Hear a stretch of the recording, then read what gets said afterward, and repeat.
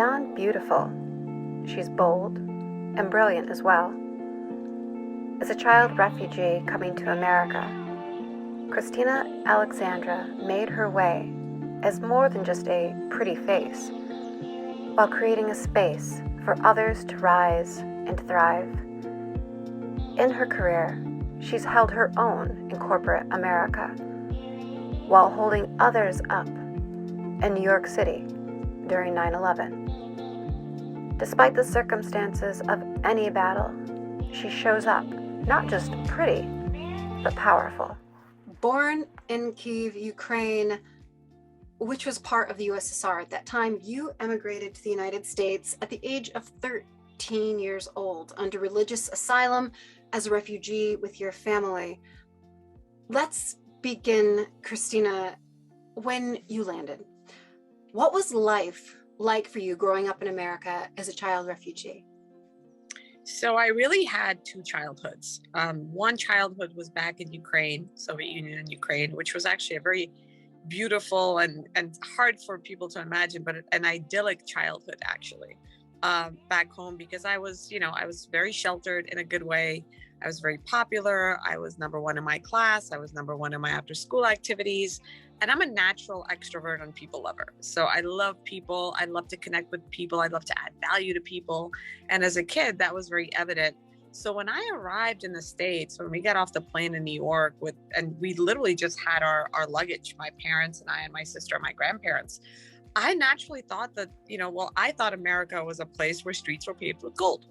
And I thought it's a place for opportunity, lack of oppression. And I just thought that people here were so nice and so friendly and everybody just wanted to help each other and work together, which is actually an ethos of communism and socialism. So I was quite shocked when I got here to learn, one, how materialistic the society is. Now, I was only 13, right? So my window of the world was very small as a child. But very quickly, I started to realize that what I wore mattered. My sweater mattered, the way my hair looked mattered, what I had in my hair mattered, my sneakers, my backpacks, even my notebooks, and the stickers I had on my notebooks mattered. And it mattered to such a point that kids would really decide to be friends or not friends with you based on what you had. And unfortunately, when we left with nothing. So I went to my parents and asked for the things that I wanted, and they, with very sad, hurt faces, said, "We don't have it. We can't give it to you." So it was a very tough childhood from that perspective. I went to school. I didn't speak any English. This is my fourth language. So I literally went to school every day, and kids were so mean. I was also affected by Chernobyl. I physically didn't grow. I grew 7 centimeters in 1 year. And I was short. I was a little chubby. I had glasses. I had braces, and my hair was cut very, very short because of Chernobyl. It didn't grow. And kids would just tease me mercilessly. Everything from throwing gum in my hair to trying to kick me down the stairs to calling me names I didn't even know what the names were, kicking my desk. So for 2 years, I didn't have a single friend. I would cry on the way to school. I would cry during bathroom breaks, and I would cry on the way home. And I think I wrote in my diary that I didn't grow up with God, but I was asking to just not wake up the next day because I didn't want to go to school. So it was a very tough upbringing, and it didn't really change until I went to work on Wall Street, which is a different part of the story.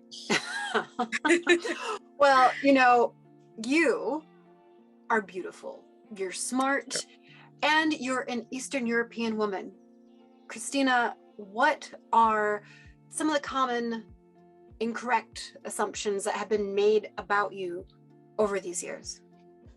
I'm glad you asked that question. This is a stigma that unfortunately doesn't get spoken about in our society, and it should. So when you are Ukrainian, Russian, Eastern European, and you're female and you're pretty, you automatically get what I call a discount. So when you are in the room, especially, my background's finance, but in law and real estate and any, real serious profession, the assumption is that you're someone's daughter, you're someone's wife. And if you're not, then you must be doing something nefarious. So for lack of a better term, you're a gold digger, you're a scam artist, you're sleeping with someone to get what you want. So those are some of the assumptions that get made. And unfortunately, I've had to deal with those since I was 16 years old. And even last year, while advising a very high profile client, there was a, public article smearing me to smear my client, who was my candidate. And that was an extraordinarily hurtful thing to do. And there was nothing I could do. And I hired a publicist, a very well-known publicist, to defend me in this libelous and scandalous story. And even my publicist, I said, who would do this? I'm nobody. I'm no one of interest. He said, come on, Kristina, you're pretty, you're blonde, you're Eastern European, you're single, and you're advising a very powerful man, and you work with powerful men. What do you think it looks like? And it just cut me to core. It cut me to my core, Allie, because in this day and age, in 2022, with everything that we women have gone through, immigrant and not, Black, white, Hispanic, Latinx, Asian, you would think that we would have a bit more power, especially in this age of Me Too. But no, there isn't. I mean, this is literally what he said. And it hurt me so much. And he even said, well, maybe you should get married. That would make your life easier. Wow. So to this day, even when I'm meeting with, because of my background, I do work with CEOs, chairman, high net worth individuals and family offices. Oftentimes there's this, like, why are you here type of thing. And it's something that really, really hurts. And part of my mission is to help, and I'm involved in a few different organizations, is to help women and underprivileged, underserved communities and teenagers. One, I'm aiming to do a TED Talk, and also work with a few organizations, because this is something that unfortunately just doesn't go away.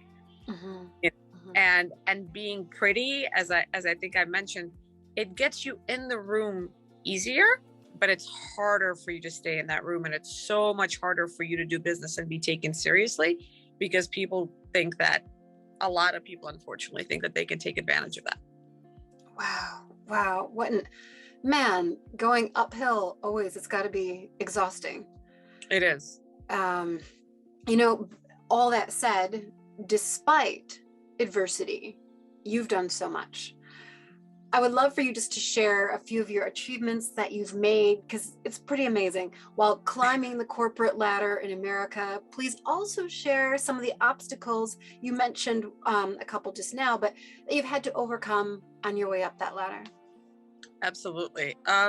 So I always feel a little reticent to say accomplishments, because I feel like I'm just starting to copy Gary Vaynerchuk, who's actually a fellow ex-Soviet. I met Gary in 2008, actually, when he was running Wine Library. But I feel like I'm just starting. I will mention that there are a couple of things that I've been able to accomplish that I'm quite proud of. One is I was able to get a job on Wall Street when I was 16 years old. It started because I got into a program that was started by a gentleman whose name is Sandy Weil. And he is known as the man who basically built Citigroup as we know it. And a protege of his, Jamie Dimon, is currently the CEO of JP Morgan. So I had the luck of meeting Sandy when he started this program in my high school, which was a public high school in New York, for talented high school sophomores, that if they got in the program, they would learn about stocks and bonds and things, and they would get an internship their junior to senior year of high school. I was able to get in that program. And then, which is a longer story, I was able to convert a 2-month internship into a full-time job, because I graduated high school in 3 years with honors and wanted to have an additional year of working. So I was able to convince people on the trading desk at Prudential Securities to give me a job working full-time. And then I was able to, when I applied to undergrad schools, I got accepted into a few Ivy Leagues, I got accepted into the NYUs, but we didn't have any money. So I thought, what if I go to the school called Baruch at night and I continue working full time? So I'll have 4 years of experience by the time I graduate. And my vision was I wanted to be an investment banker, and then I wanted to be the CEO of a major bank. Mm-hmm. So I was there for 3 years. And another accomplishment of mine that I'm quite proud of is I started in a very junior capacity at a large insurance firm called Zurich. And I ended up helping build and create the corporate strategy department from scratch of what is now about a $60 billion company. So of course, I was very fortunate and lucky in that I worked with amazing people that gave me so much leeway and room to run. But I really just created that position myself. And let's see, a couple other accomplishments. I started my entrepreneurial journey in 28. I started a small boutique holding company, which was a bit like a venture capital firm. So we had 4 portfolio businesses based in Europe and the US. One of them was an online food ordering business, which paved the way for things like Seamless, DoorDash, Grubhub. Again, unrelated, but we had one of the first. And then we owned a luxury men's fashion brand. And as a self-described nerd, I didn't know anything about fashion, but I thrust myself into that environment and ended up going to amazing events and galas, such as the Met Gala, such as the Vanity Fairs, and all of these amazing charities where I actually ended up meeting great people that I ended up working with and helping their companies grow and scale. So those are just some of my accomplishments. And, to be honest, the greatest one I think right now is helping my country. Wow, that is awesome. And the fact that you say, well, I'm really just getting started, but these are a few things. I'm excited to follow you and your story to see the what's next and the what's next after that, because it's a lot. So while working in New York, let's go to a particular date. On Tuesday, September 11th, 2001, as the Twin Towers fell, you rose. You rose up like many women and men to come to the aid of others. Please replay that day and share how you responded to the attack. Absolutely. So I was in the office at 7:45 that morning on the trading desk, and we were working about 2 blocks away from the World Trade Center when the first plane hit. And to be very honest, we didn't think much of it. I was on a trading desk. Traders aren't known for their soft skills. So they actually made some crass jokes about somebody being drunk and slamming his plane into the towers. By the time the second plane hit, it was a very different story. The mood on the trading floor, which is, very flat floor with a bunch of little desks, changed completely. People were disoriented. People were confused. We started hearing that the leadership of our company left. So it was literally sort of just rats running from the ship, pardon the thing. And I was I think I was 18 or something at the time. So I really had no idea what to do. So me and one other girl that worked on the floor really just kind of wandered out of the buildings. And all you saw was this dark plume of smoke, 2 dark plumes of smoke. And downstairs there was mayhem. I mean, people were trying to get in the subways. People were trying to get into the yellow cabs. Nothing was going anywhere. Everybody was going in different directions. As I was living in Brooklyn, and my coworker was living in the Seaport a few blocks away, we decided we were going to walk up towards the buildings. And then I guess, again, we didn't know what we were going to do. And I will never forget walking up, and we were literally in front of the World Trade Center and looking up and seeing a rain of paper. I mean, paper just kept falling like this. And then you just saw things that were falling really fast and escalating. And I thought, who's throwing rocks, right? Because you can't comprehend what's happening. And those were actually people jumping. So it's unfathomable, and your brain kind of doesn't put 2 and 2 together, but there's literally flailing arms and legs. And that's when it really hit home. And I get goosebumps as I'm talking to you about this now. And all I did in that moment is I remembered stories that my grandfathers have told me about World War II, because they're both veterans and heroes of World War II. And the heroism that they've displayed. And I remember thinking, we're getting bombed. That's just what I thought. We're getting bombed. And there's more bombers on the way. And by the way, rumors spread like crazy. If you asked anybody, the police, no one knew what was going on. People were making up all sorts of things. Someone said they bombed the Pentagon. They bombed the White House. Sears Tower was next. I mean, that's literally what we heard. So I remember thinking, we're probably going to die. And I remember thinking that in a very calm, oddly calm way. Mm-hmm. And I said to my coworker, I said, we have to do what we could do to help. And there's a hospital, St. Vincent's Hospital, I believe St. Vincent's Hospital by Pace University in the area. So I said, let's go there and let's see what we could do to help bring people out of the buildings. So I actually created a group. It was about 15 people, and then we grew to have 6 different groups of 15 people that were the rescuers. So our job was to go to the hospital, now everybody wears masks. At the time, masks were not common, but you couldn't breathe. If you breathed in, it was like breathing in 1,000 little needles. You had to go like this, and it was a particularly warm day, so it wasn't like people were wearing sweaters. Yeah. So we brought masks, and then we started actually going into the buildings to bring people out, because as people were coming down the stairs, some of them were, unable to, some were elderly, there was a pregnant woman, somebody was bleeding from their arms, so not everybody could just get out. And I just remember us coordinating rescue missions, and I never felt so on purpose in my life. Maybe just now with the Ukraine war, I just felt that I was at the right place at the right time doing what I needed to do. And I'll still remember we ran out of masks, and I said, let's go back and get more. We walked maybe 2 blocks, literally, I think it was, south. And I heard this loud boom, and then the earth shook, and we just ran like crazy. I mean, it was like one of those things where someone lifts up a car when their baby's under it. You don't know what you're doing, you're doing it.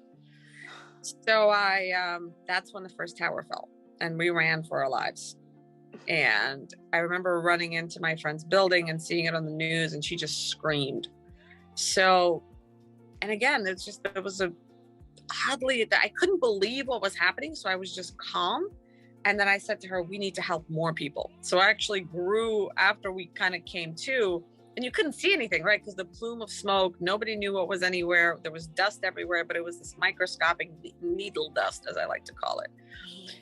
So all I did was I said, okay, we got to help. So we started to do the same thing with the second tower. And again, literally within minutes of us, maybe seconds of us leaving the second tower, the same thing happened where we ran for our lives. And we ended up being there till about 6 p.m. Then we walked across the Brooklyn Bridge where my parents picked me up. And then in the weeks following that, of course, I lost my job. But in the weeks following that, I actually helped with search and rescue efforts in the World Trade Center. Wow. And what floors me about this, and this, first of all, thank you so much for sharing this. But the fact that you ran for your life to get away from danger, and then you ran back to face it, to help others, is really awesome. Thank you. Oh man, reasons I shouldn't be wearing mascara. Start right now. Honestly, to this day, I almost don't like telling the story, because I feel like anyone would have done what I did, and I don't think I deserve a thank you. I feel like this is my duty, and this is what this is what you're supposed to do. This is what we humans are made for. Yes, we're made to make money and accomplish and do those things, but we're made to be there for each other and help each other. And that's really at the core of what we should do. And that's why we are here. We're not just here to buy a bunch of pretty things and pay our bills and die. Right. Exactly. And so, yeah, I can't thank you enough. And so that question goes very well into the next. Let's go back to where you began, to Kyiv. Yes. You were born there. You have friends and family still there. While you aren't physically there now, you are there in spirit and with support. What are you doing right now? I mean, people are asking this question, what do I do? I'd love to know what it is that you feel called to do and are doing right now. And then second to that is, what can other people do? What should we be doing right now? Sure. So yes, I am from Kyiv. I still have friends there. I have some family, including a cousin of mine who's a diplomat and ambassador, that have been able to leave. By the way, leaving is not easy. And just because you leave doesn't mean you're okay. I think the numbers are 2.7 million refugees now. And where are all those people going to go? So leaving Ukraine, just for everyone's, information, isn't the answer. What now? Right? But yes, I still have some family that is in Kyiv. I actually have a sister who's in Kyiv now. She runs a major Japanese corporation. She's not leaving. 1, because men aren't allowed to leave, so her husband isn't. 2, because, other people, grandparents and things, they can't leave. And then the passageways aren't safe. They're getting bombed all the time. What am I doing? Gosh, so much. When I heard this was happening, I felt kind of like 9/11, that it was my duty to really stop what I'm doing and do anything I can to help. So I've arranged everything from literally put packages together of clothes, of baby food, of, anything and everything you can think of, to I've reached out because I work with, corporations and companies. I've reached out to world leaders, some in Canada, ex-military personnel about donating bulletproof vests and goggles and other protective equipment, not weapons, not arms, but protective equipment. Right. I've organized with one medical supply company to deliver infant incubators because babies are literally being born and dying on the ground because exactly. I have organized aid in every single form. I mean, just today I was on the phone 3 times with a friend of mine who brought his family out of Kiev, and he himself can be in London or Switzerland, but he's going back and forth and delivering aid. And to answer your question, there are many, many organizations that you could donate to. I don't want to recommend one in this interview because it's a very individual decision. I personally like to put my effort and money where I know it's going to go to the immediate benefit of the people. So my friend, whose name is Georgi Yasinski, is literally spending his own money, bringing what needs to be from one end of the border to the other. And I've literally coordinated donations from my friends that have asked me what they can do. So I would say definitely that. But then there's an organization called MEEST, MEEST. It's not an organization, it's a shipping company. So they will send packages for free to Ukraine or to the border. But I would say really see which of the causes drives you. I mean, I've also coordinated potentially adoption of children. Again, I'm a conduit here. Right. But there have been 78 children that were orphaned from Kharkiv that were on a bus to Kiev that had nowhere to go. So I literally just got I'm on Telegram groups, I'm on Signal groups. I've gotten very active on Twitter. And actually on Twitter, I saw there were a number of African exchange students. A lot of people don't know there's a lot of African exchange students from Liberia, Nigeria, in Ukraine that were getting discriminated against and couldn't leave. So I actually worked with a reporter and leveraged the power of my social network and other network in Germany and France to get them out and help coordinate a plane from Lagos to come pick them up and get them safely across the border. Because when I say my people, that's not just Ukrainian people. We're all people. So there should never be any kind of discrimination. Unfortunately, there was and there is, and it's rampant. So I've coordinated anything and everything I can. And my latest and hopefully one of my most impactful efforts is the Tech Community for Ukraine. And so that's a coalition that I'm working on building together. There's a Miami-based startup. As soon as the startup came out with a statement that got picked up by the news, that said they would hire any Ukrainian developers and tech talent. I reached out to them and it turns out they don't even know where Ukraine is on a map. So I said, you know what? I love the fact they're Cuban and their names are Michael and Matthew Vega Sands. And they've actually tweeted about this. I've already matched them up with a team of developers that I know. A friend of mine, Andrew, who, by the way, when I need to send money to Ukraine, he sends it. And they're currently in the process of interviewing for jobs. I've now expanded that effort to 2 additional startups. And now through those startups and through Lula, they're introducing me to their investors, which are big VCs like Khosla Ventures, 305 Ventures, Founders Fund, which is run by Peter Thiel, Venture Miami, which is Mayor Suarez's arm. So this is very early stages, but then again, the war is very early stages.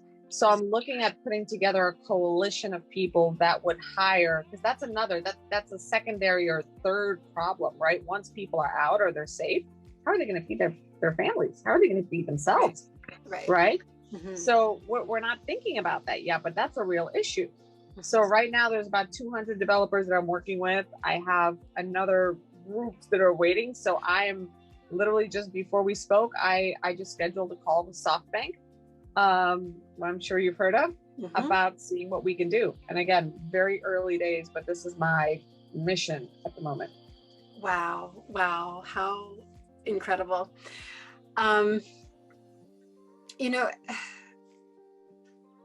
all of those people who are out there right now, who like a lot are right now, braving a storm that they did not sign up for and are feeling particularly powerless, what advice do you have for those people who are seeking to find that bravery, that power that's so needed within themselves? What advice do you have?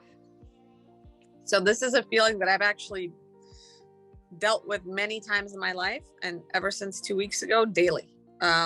So I want people who are reading or watching this to know, number one, you're not alone. Number two, no problem is too small. You don't need to have relatives in a war-torn country dying in order to feel powerless. You can be bullied very badly. You can have a bad relationship. You can get fired from a job. You can have a fight with your friend. I mean, there's no such thing as a feeling not being justified. So anything can, first acknowledge it, right? Because oftentimes we don't want to admit it. First, acknowledge what it is you're feeling. Second, really feel it, because oftentimes when it's unpleasant, we just want to run away. You know, we want to have a drink, we want to distract ourselves, but to really feel, what am I feeling and why am I feeling it and what's triggering that feeling? Yeah. And then for me in this case, it was like, what's triggering? It's powerlessness. There are people dying and I can't help. I'm sitting here and my biggest complaint is what? Nothing compared to this. But then I thought, okay, what can I do to help? So I think action is really the antidote to powerlessness. You're going to feel fear. You're going to feel a threat of rejection or something, whatever it is that's triggering you. But what can you do about it? What can you do? Even if it's a small step, even if it's a little step. So in my case, what can I do? I can call friends. I can get active on Twitter. I can retweet things. I mean, Twitter is the reason why Elon Musk activated, internet in a country, right? Yes. So right now, the power of the word and the power of going viral can spread so quickly. So think about what you can do. What can you do? Can you go for a run? Can you go for a walk? Can you phone a friend? What can you actually do to change the situation? And I think that taking those action steps is really what will help you to go from powerless to powerful. It also keep in mind that we are all extraordinarily powerful beings. We are spiritual beings having a human experience. We have a lot more power than we realize, but we give away our power by telling ourselves we don't, that it's somebody out there that does, it's the government that does, it's our boss that does, it's our significant other that does. We do. And how we react to a situation and how we look at a situation and the meaning, I'm going to paraphrase Viktor Frankl and Tony Robbins, who I follow very, very well. It's the meaning that we give an event or a situation. While we're not going to maybe celebrate, but what can we learn from this? How can this enrich us? And I've asked myself this when I've gone through hard times. What can I do and what can I learn? So I think that reflecting, finding an empowering meaning, or even just being open to the fact that there could be an empowering meaning and focusing on what we can do. And then I think last but not least, it's giving yourself credit. And I've struggled with this myself. I feel like if I don't end the war today, that I haven't succeeded, right? Or maybe if you're running a company, if you don't make $1 million today, you haven't succeeded. Or maybe if you make nothing today, you haven't succeeded, but you're breathing. You have a chance and you're here for a reason. That's why we're all here. Yeah. Oh, wow. I can't thank you enough for sharing these personal stories and all these beautiful insights. And I have to say that how you said it so beautifully, that perhaps action is the antidote, right? This feeling of powerlessness. And just thank you so much, Kristina. Thank you for taking this time to help just all of us become a bit more aware now. Thank you. Yes. Thank you, Allie. Thank you.